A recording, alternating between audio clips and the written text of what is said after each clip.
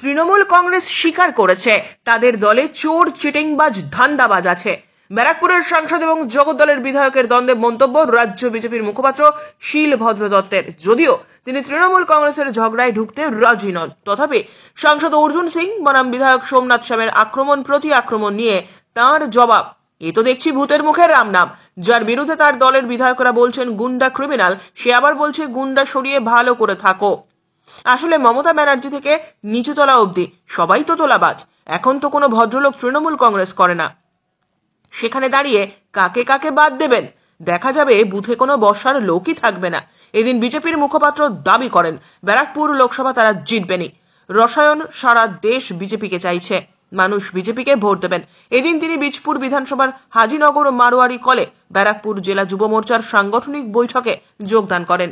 Bureau report, জাগো ভারত। তৃণমূল কংগ্রেস স্বীকার করছে তৃণমূল কংগ্রেসের ধান্দাবাজ, তোলাবাজ এসব মাল আছে। আর তার সঙ্গে আরেকটা বিষয় হচ্ছে, কিন্তু ভূতের মুখে রাম নাম। কারণ যার বিরুদ্ধে তার দলের এমএলএরাই বলছেন গুন্ডা ক্রিমিনাল, সে আবার তার দলের মধ্যে লোকেদের বলছে যে গুন্ডা সরিয়ে ভালো করে থাক। আসল মুশকিলটা হচ্ছে জানেন তো, তৃণমূল কংগ্রেসের টপ টু বটম মানে মমতা ব্যানার্জি থেকে শুরু করে নিচ অব্দি সবই তো তোলাবাজ, সবই তো তোলাবাজ, ক্রিমিনাল, গুন্ডা। এখন তো কোনো ভদ্রলোক তৃণমূল কংগ্রেস করে না। তৃণমূল কংগ্রেস করেই হচ্ছে চোর ছোট্টা চিটিংবাজরা। সেখানে দাঁড়িয়ে কাকে কাকে বাদ দেবেন দিতে গিয়ে দেখা যাবে বুথে কোনো বসার লোকই থাকবে না, কারণ সব চিটিংবাজ চলে গেলে বসবে কে বুথে?